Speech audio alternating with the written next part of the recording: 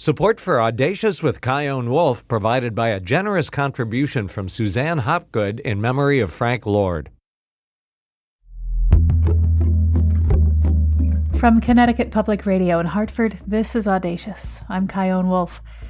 An obituary is supposed to reflect a life onto the page and put things gently to rest. But once in a while, it wakes everyone up. El Paso, Texas. A plus-size Jewish lady redneck died in El Paso on Saturday. Of itself, hardly news, or good news if you're the type that subscribes to the notion that anybody not named you dying in El Paso, Texas, is good news. In which case, have I got news for you. The bawdy, fertile, red-headed matriarch of a sprawling Jewish, Mexican, redneck American family has kicked it. This was not good news to Renee Mandel Corren's many surviving children, grandchildren, and great-grandchildren, many of whom she even knew, and, in her own way, loved. That was Andy Corren, this funny, affectionate, profane, feral, unsparing, sacrilegious, and deeply loving obituary went viral in 2021 and turned his mother Renee into a posthumous legend. Today, what happens when an obituary becomes something bigger than a death notice? Later, you'll meet Sallie Hammett. Her heartfelt obituary for her dog Charlie went viral, resonating with people who know that pet grief is grief, period. And she inspired me to write an obituary for my cat Momo, who died in 2013. And find out how you can write your own obit with insights from writer Jamie Passaro. Her whole job is to help people find the right words to capture a life. But let's get back to Andy, whose obituary for his mother was so pointed and full of love that it became the jumping-off point for his debut memoir. It's called Dirtbag Queen. I asked him if we just met at a party and the topic of mothers came up, how would he describe his? Well, dead is how I would start the conversation. And then I would elaborate by saying famously dead. And then I would extrapolate further by saying infamously, famously dead. And then I would say I was raised by a gambler who ran a bowling alley, had 6 kids, misplaced 1, badly raised 4, and mentored 1 into life the way that she saw it. And then I would say, wait, back up completely. Then you would light a joint and pour some Crown Royal, and then you would be like, what? Tell me more about famously dead. It's all an accident. My mother was dying slowly. She never did anything fast, so that was in keeping with her persona. And she kept recovering. And so I kept knitting like this Bayou tapestry, this obituary that kept getting longer and longer as she would like near die, then not die, then get out of bed and go get Arby's. And then 3 months later, near die, get out of bed and go get some more Arby's. And so this draft of this obituary that I kept kind of knitting on these very solemn, dark, middle of the night plane rides back to El Paso where she was living with my brother. I would be sitting on this plane and I would be like kind of typing out like, oh, I guess I better get this obituary together. Because I'm the scribe. I'm the family scribe. I was expected to at least have that. And then she didn't die of COVID. COVID couldn't kill my mother. She just died of literally everything else. And we couldn't get everybody together that she knew and loved for a funeral because her family was far scattered. Her friends are all over the place. She'd lived in so many places. She'd outrun all her bill collectors in the weirdest possible place for her, El Paso, when she died. But that's where she lived. And so we decided, instead of having a funeral, I would just publish this obituary.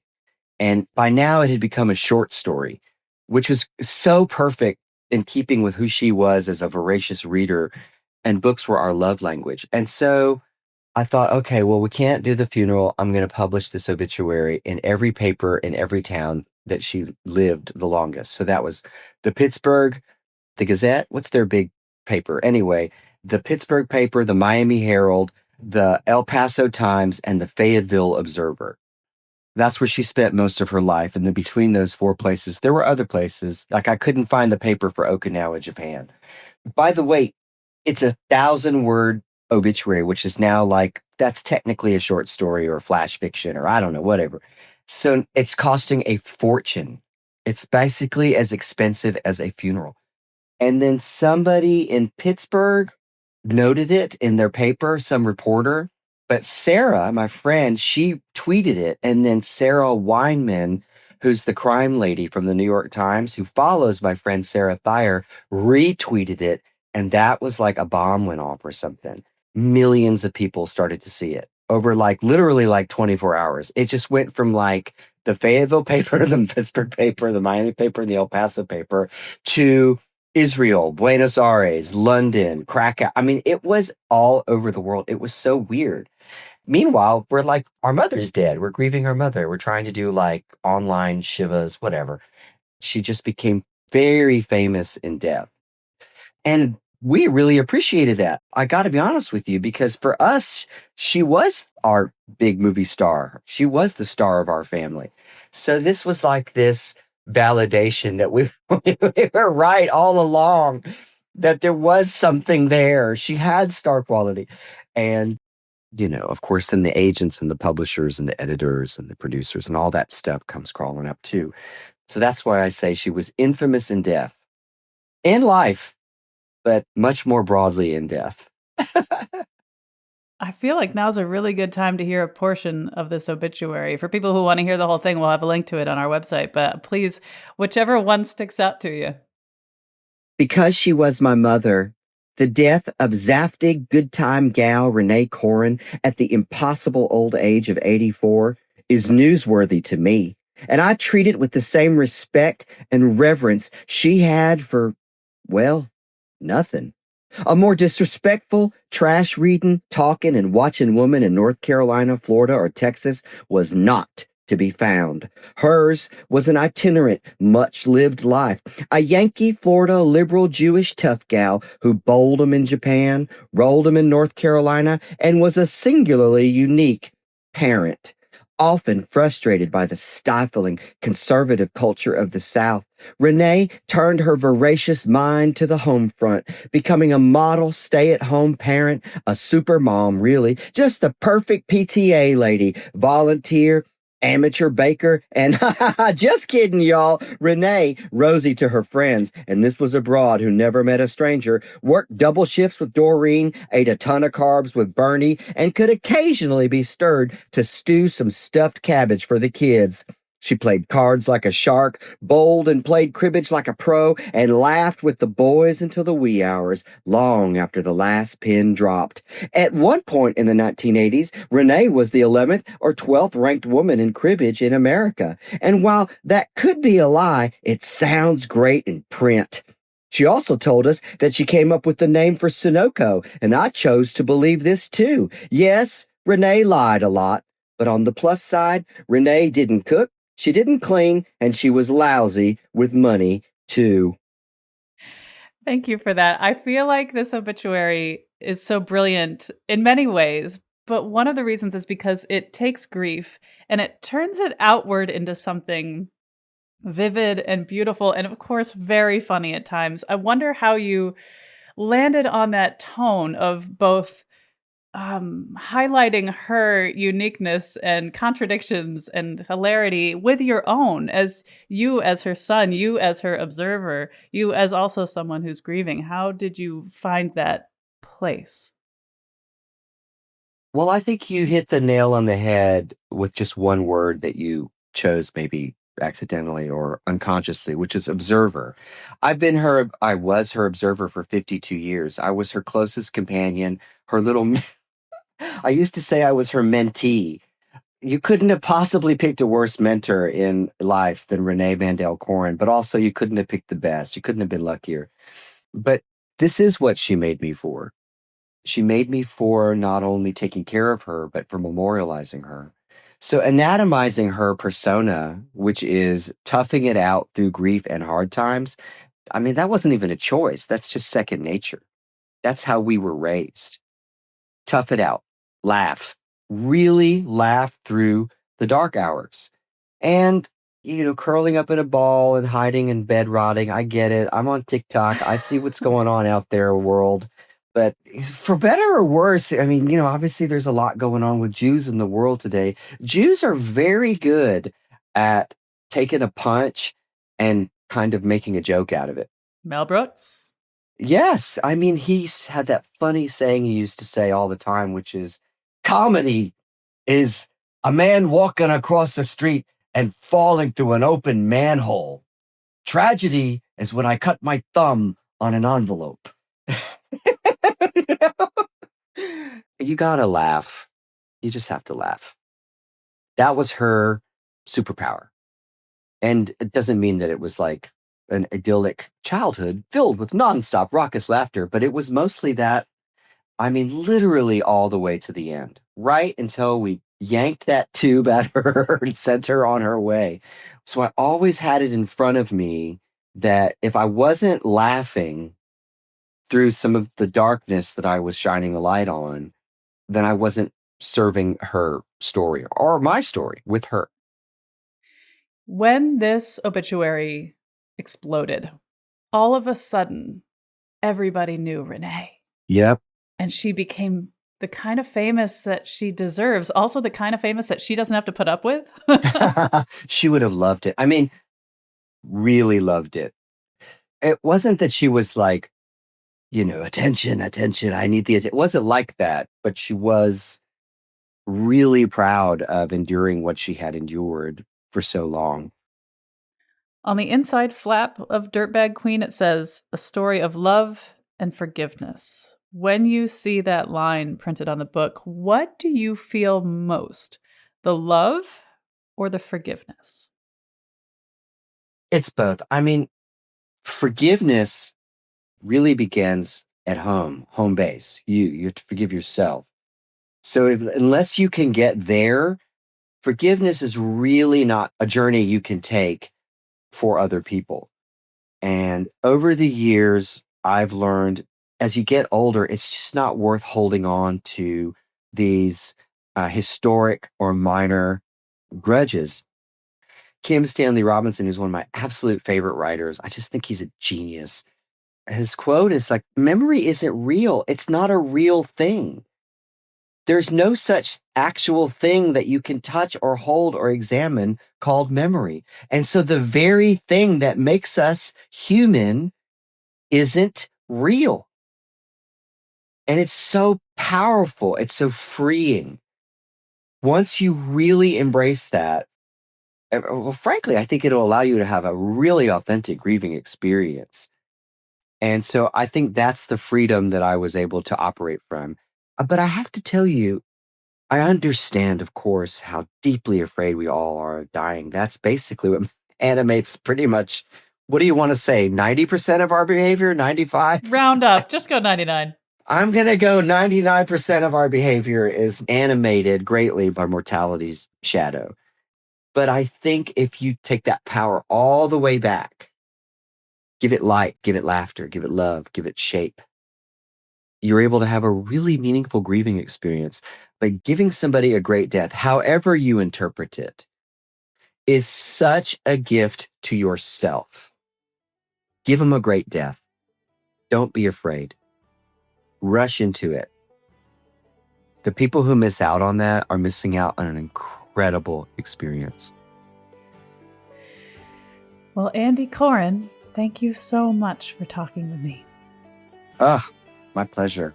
I could do 45 more minutes, obviously.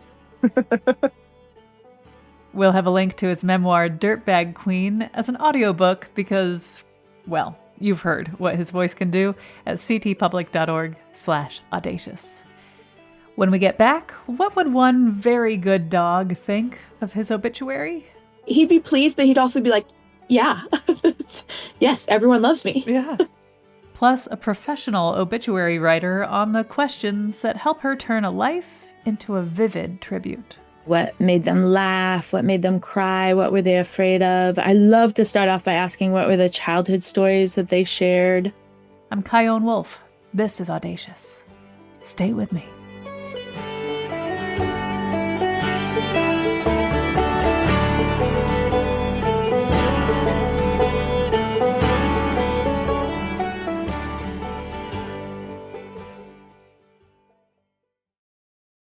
This is Audacious. I'm Chion Wolf. If you've ever experienced the death of a beloved pet, you already know that in some ways it's just like losing a beloved human, and in some ways it's its own kind of pain. But however it goes, the grief is very much real. I've had a few pets die in my life, but none so painful as my cat Momo. We were inseparable for 13 years until he died suddenly. And even though I'm a writer and there were so many stories I could tell about his life, it never occurred to me to write an obituary for him. When Sallie Hammett's golden retriever, Charlie, died in 2020, tidal waves of grief came crashing in, and writing his obituary became a way to stay afloat. But after she shared it online, it went viral, and the grief she poured out was met by waves of love, messages, memories, and stories from people carrying all sorts of losses of their own. I asked Sallie to bring me back to 2013. What was it like the first time she and Charlie met? It was love at first sight, for sure. We just instantly clicked, which, of course, he clicked with everybody, so pretty easy to do. Did he have any nicknames? I called him Charles when he was in trouble. Char Char, which then turned into Char Char Binks. So those are probably the main ones. For years, Charlie was simply Charlie, beloved, goofy, and stitched into the fabric of Sallie's everyday life. Then came 2020. In those strange early lockdown days when the world suddenly got much smaller, Sallie and Charlie got a lot more time together, which Charlie loved, of course, but just a few weeks into the pandemic, Sallie began noticing changes. Charlie was drinking water constantly and peeing in the house. She brought him to the vet, and then she got the news. Charlie had lymphoma. So after his diagnosis, I cried, for weeks. Every time he would come sit in my lap or do something cute or just anything that was, meaningful or sweet, I just would lose it. And then, of course, anytime he was having a hard time, if he had a hard time getting up or, lymphoma really affects their lymph nodes. And so he would get swollen lymph nodes. And when we would play tug of war and pull on something, if he pulled too hard or played too hard, he would whine a little. So that was devastating. It's so strange to say, but it just feels like such a blessing that I had all that time to soak up with him, to cherish every moment and memory. We were lucky enough to get, I think, 7 or 8 more months after his diagnosis. So we just, took him on every adventure. He gained weight from all of the, extra hamburgers and steak. And there were no rules, right? Just wanted him to live his best life. We went to the beach, we went to rivers. It was summertime, so we just went swimming. He just had a great time. And so it was really, as hard as it was, it felt like such a blessing to get to enjoy those moments and to have it not be such a sudden loss. I had a lot of time you could never come to grips with it and never be prepared. But at the same time, I had a lot of time to get to cherish those moments and do all the things we loved. And that really helped with the grieving process. Even though it did extend it a while, it helped with the whole process overall. If it's okay to ask about his final day, how did that go? So we had just gotten home from the beach, and he had been so great at the beach. It seemed like he had all his energy back and he had the best time. He dug holes and he just ran around and jumped into the waves, and he had a great time. And we got back and he couldn't get up. He wouldn't eat.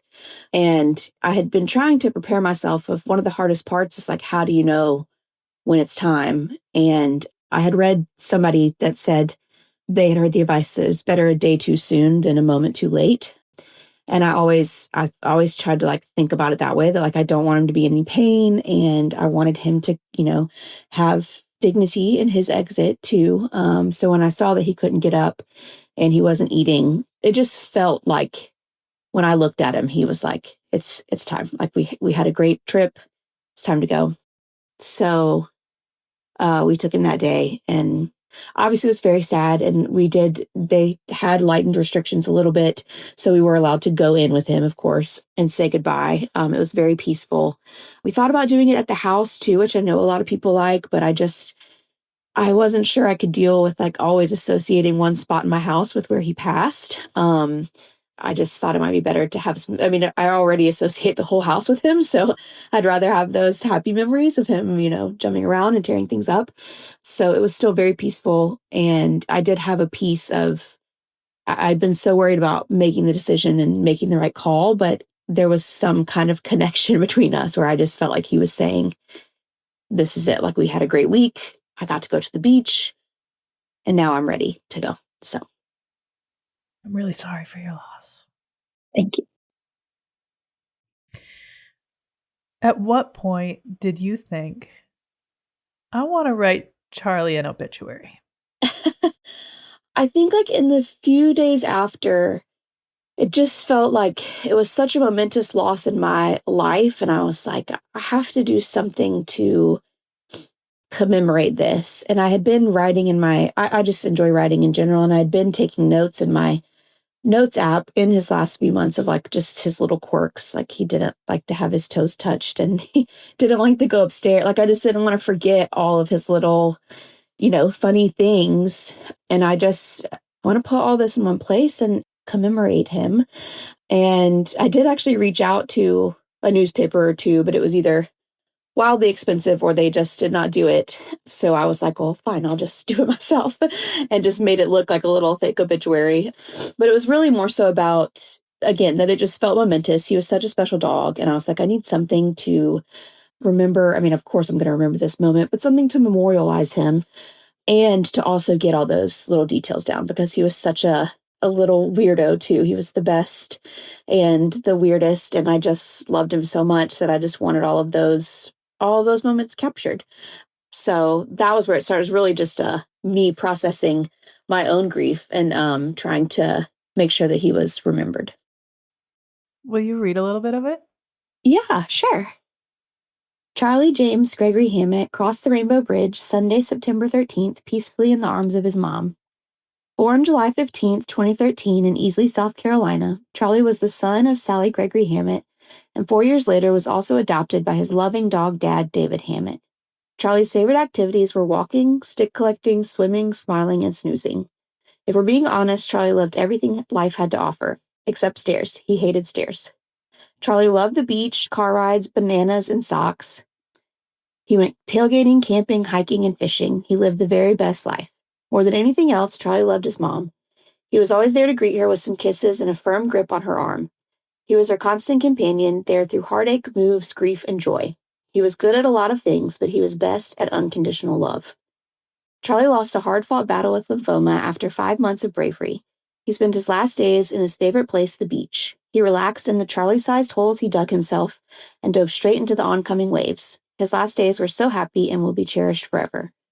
We will think of him every time we open the peanut butter. We will miss him every time we see a sock on the floor or pass a stick on a walk. We will carry him with us everywhere. In lieu of flowers, the family asks that you give all your pups some extra love in honor of Charlie.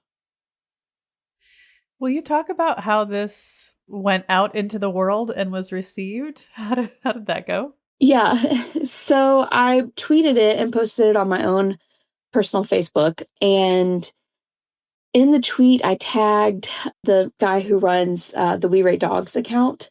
And that was really the catalyst, because he retweeted it. And then I had posted it and we had gone somewhere and I wasn't looking at my phone, and I came back and it had blown up. The whole thing was therapeutic, but I always think of it in kind of two steps, because writing it was therapeutic, but then the reaction that it got and all of the people, the outpouring of love for Charlie, I could not get over everyone sending me their dogs. I mean, I was like, this is just the best thing ever. Always send me your dog like just keep sending dog pictures. Here's all the dogs that That are. is always the right thing to do. If you think, should I send a dog pic or not? The answer is yes, you should. Yes, absolutely.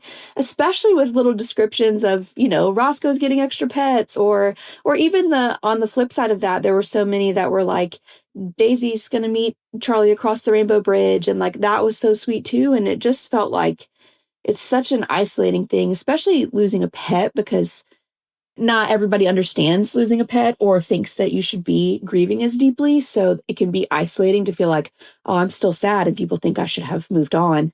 But it was just such an overwhelming amount of support and so therapeutic in a different way to just channel all that love and energy. And also, Charlie was just such a ham. Like, Charlie thought that everybody in the world loved him, which they did.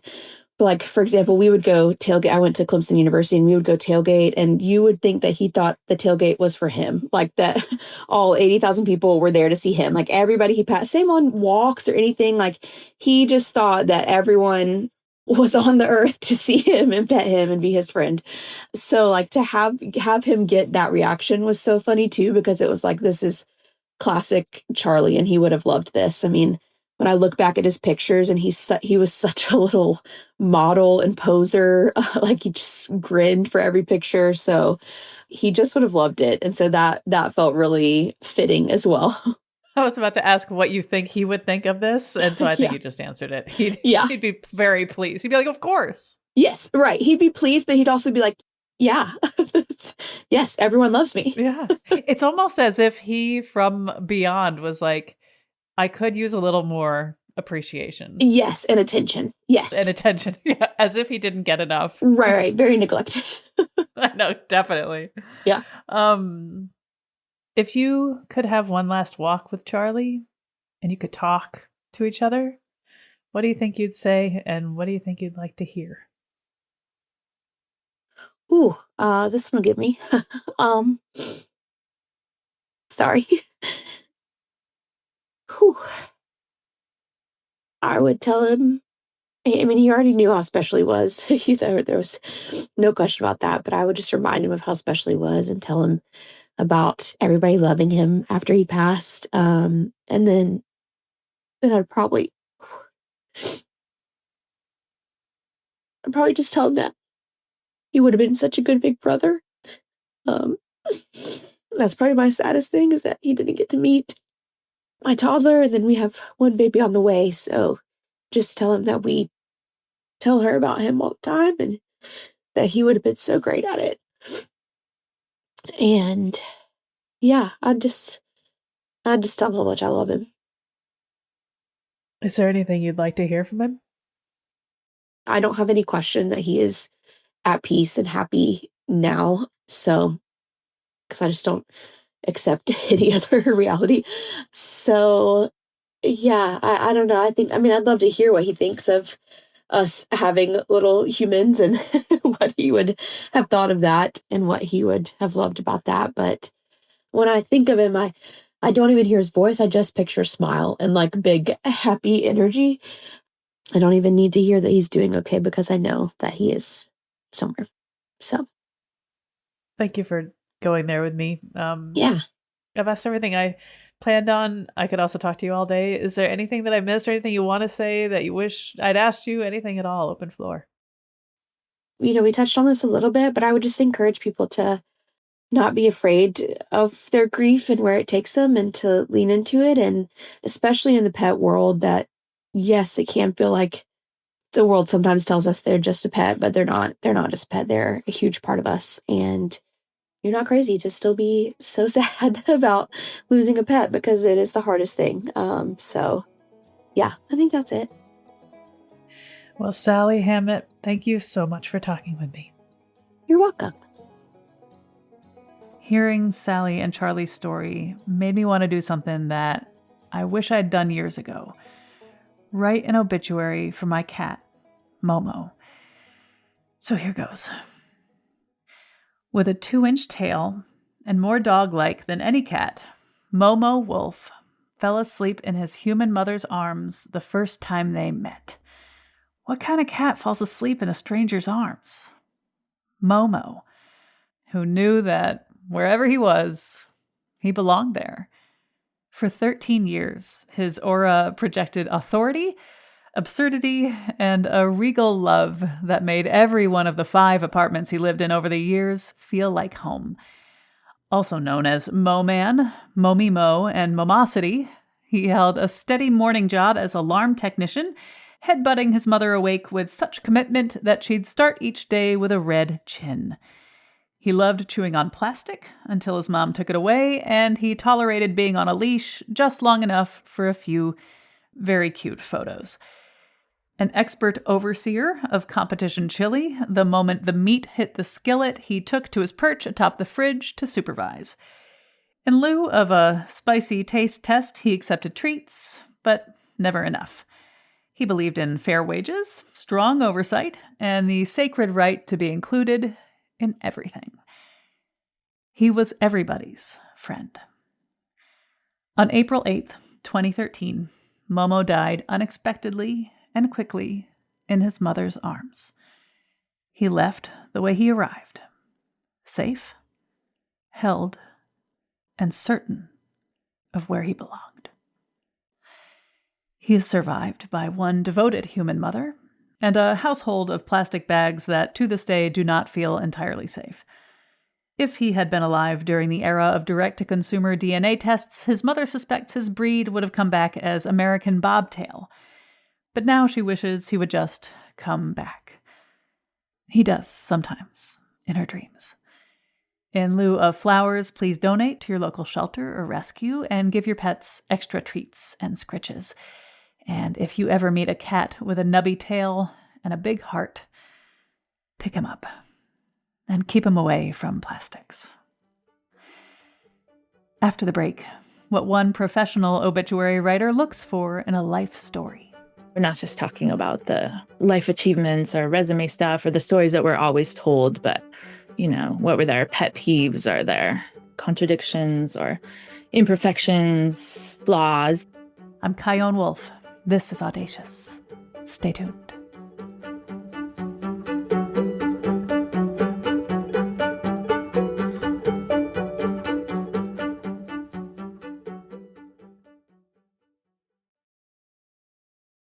This is Audacious. I'm Chion Wolf. When people lose someone close to them, they're often moving through a strange blur of grief, paperwork, phone calls, decisions, and disbelief. The world keeps asking things of them while their heart is still trying to catch up. And somewhere in the middle of all that, they're supposed to sit down and write an obituary?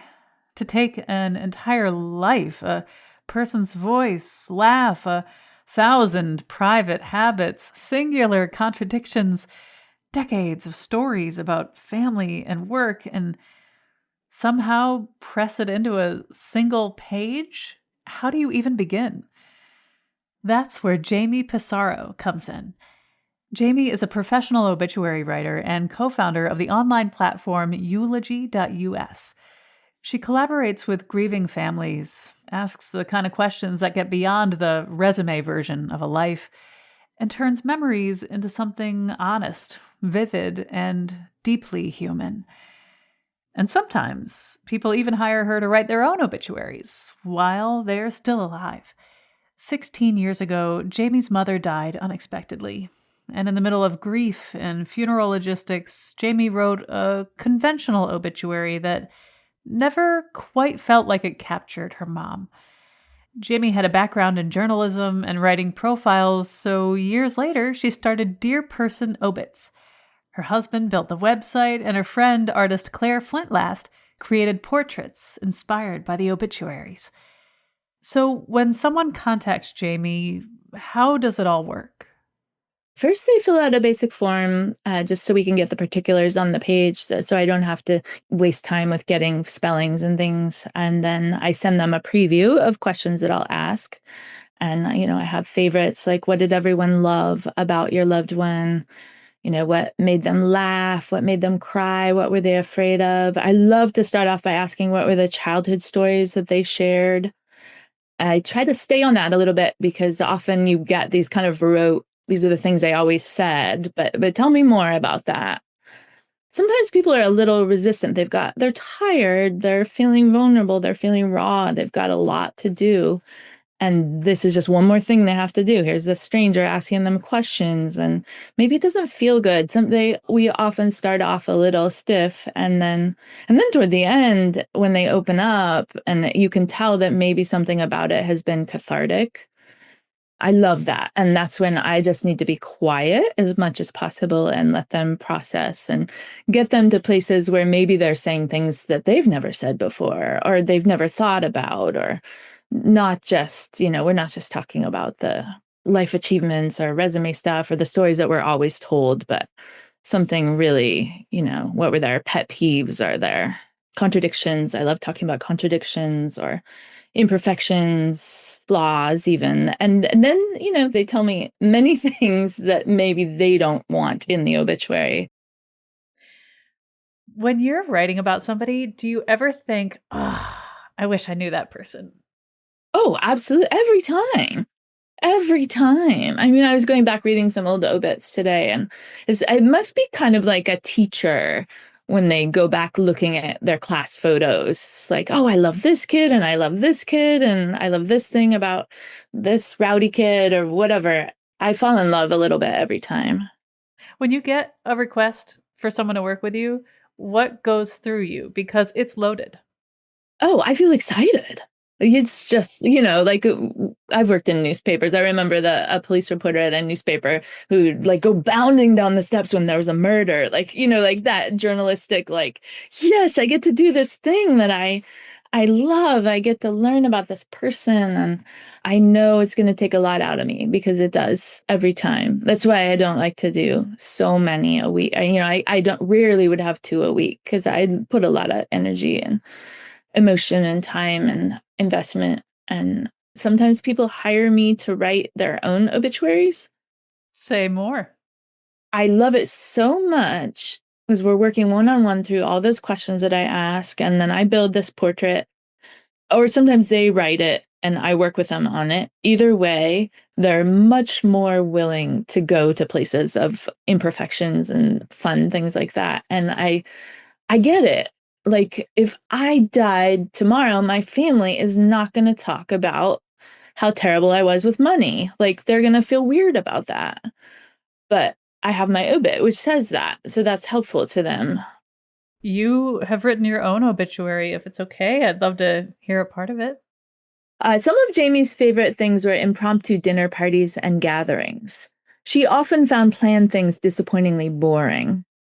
Connecting people with mutual interests, meandering walks and bike rides, rescue animals, thrift store shopping, especially in posh locales, reading books with her kids or on her own, and road trips, though she considered herself an 85% homebody. Some of her least favorite things to do had to do with obligation, to exercise, to clean the house, to write the thank you note. And she had to deal with many friends that they would buy each other gifts not for birthdays or Christmases, but when the spirit moved them. She disliked air conditioning, leaf blowers, chain stores, cars traveling too fast or too loud down her street, and family members yelling at her from other rooms. And then this is toward the end of the obit. She questioned the nature of traditional obits, the value in repeating only the highlights and achievements. Even now writing this, she wonders if it should mention how bad she was with money, how she would sometimes spend too much on a very fine thing and then not have enough for necessities, or her wicked sweet tooth, or vanity, or dislike of housework, or poor recollection of historical and scientific facts. Maybe writing about the dead all these years, she grew fixated on capturing it all, or at least enough of it that you get the whole picture. If she doesn't write about it here, will it all go away? Her enthusiasms, seasonal playlists, love of compliments, spicy food, shoes, shells on the dashboard. This mama who loved fashion and cooked vegetarian meals from the New York Times slipped into a way of talking her daughters recognized as not from here in this college town. She dropped her G's, lacked sophistication, but in startling ways, an ungrammatical turn of a phrase, a harsh comment, a guffaw at a slapstick joke, a delight in gossip. Always there, like the flecks of green in her right eye. Thank you. I have to know, when you sat down to begin this, how did you center yourself, or how did you find your way into your own obituary? How do you get started? I wrote it. I don't know that I would have written, even though I, say there are, 4 great reasons I talk about in my classes for writing your own obit. And I'm super passionate about all those reasons. But I wouldn't have written my own obit if I didn't think it was a great icebreaker to read at the beginning of these classes. Wait. What are these 4 reasons? Oh, okay. Wait, I have these written down here. Well, one, it's, you get to be reflective. It's just such a great opportunity to take an inventory of your life and to remember, what are the things that I love to do? What are the things that are my pet peeves? Or maybe, you write about how much you dance all the time, but you realize you rarely do it. Like it's a great opportunity to think and take stock about your life. 2 is a gift for your family, pulling an obit together. It's a big task and you're grieving. And just even if you have a draft that your family can work with, that's such a help. So they're not scrambling. You get to have the last word. For those of us who aren't famous, this could be our digital legacy. It's also a historical record of our lives. Maybe you don't want to be put on a pedestal. Maybe that embarrasses you to have some kind of obit like that. So a quote that I always say from a man named Lowell Olympus, who was a New York Daily News reporter, wrote his own obit, and he writes, "This is the last of the 87,000 or more stories I've written to appear in the news. It must be the final one because I died yesterday. I wrote this, my own obituary, because I know more about the subject than anyone else, and I'd rather have honest than flowery." One thing I was thinking as you were reading a portion of your obituary is, how much, when you read it, are you thinking, yeah, I'm good with that? And how much are you thinking, I want to change that? Oh, I'm always changing it. Like that bit about, and one of my pet peeves is people yelling at me from other rooms. I added like a couple weeks ago when I realized, like, I really dislike that. Like when you're in the bedroom and someone's yelling at you from the living room and you can't quite hear them and you have to strain to hear and to answer it. So, I just added that. It's just a draft. You can constantly add things, or I'm going about my day realizing like, oh yeah, I want to get that part about how I dropped my G's, or it's just fun to add things. It's grown too long. It's far too long. So you're saying that this document of your death is a living entity? Yeah, exactly. Exactly. What, upon reflecting on who you are and what lights you up and also what brings you down, would you like to change about yourself before you die? Did you just ask me what I want to change about myself before I die? Yeah. Oh boy. And you're saying that writing my obituary, because it's been so reflective, might put me in a place of thinking about that. That's correct. Ooh, that's tough. Of course, we all want to scroll less, and I won't need to read more news. I And, don't know about that. I don't know. I don't know if that's true. lose that 10 pounds, whatever. Those aren't life goals. I don't know, because, I lost a really good friend when I was 17. And I just have always lived with an awareness that, I mean, maybe this sounds cheesy, but how precious this life is. And I carry that awareness around with me a lot. So when you read your obit for all of your follies and all of your greatness, do you feel like, yeah, this is me? There's nothing to change here. Yeah, absolutely. I do feel that way. I think as someone who does a bit of personal writing and someone who is so at peace with being imperfect and realizing that that's what makes me who I am, and my children realize that, and they've grown up with me writing these obits, and I interview family members, and we sit down at the dinner table that night, and they say, what was good, Mom? Like, what was the piece that you walked away with? And I'll go, well, she smiled at every animal she ever met. And oh yeah. For those who are willing but need maybe some sort of push or inspiration to get the pen to paper or the finger to keypad, what would you say to them? I think I'd say a few things. One, when I gave you my 4 reasons for writing your own obituary, we skipped one, the last one. The 4th reason is it's also a place to stash your death care wishes. So in my obituary, it says that I want a natural burial and I want burritos or a burrito card at my memorial, and that's the only place where it says that. Or maybe, you even want to like put a playlist in there, or it's a great place to put that information just to ensure that the celebrations of your life are what you want them to be. Not to say you're totally dictating them, but I think that's an important reason.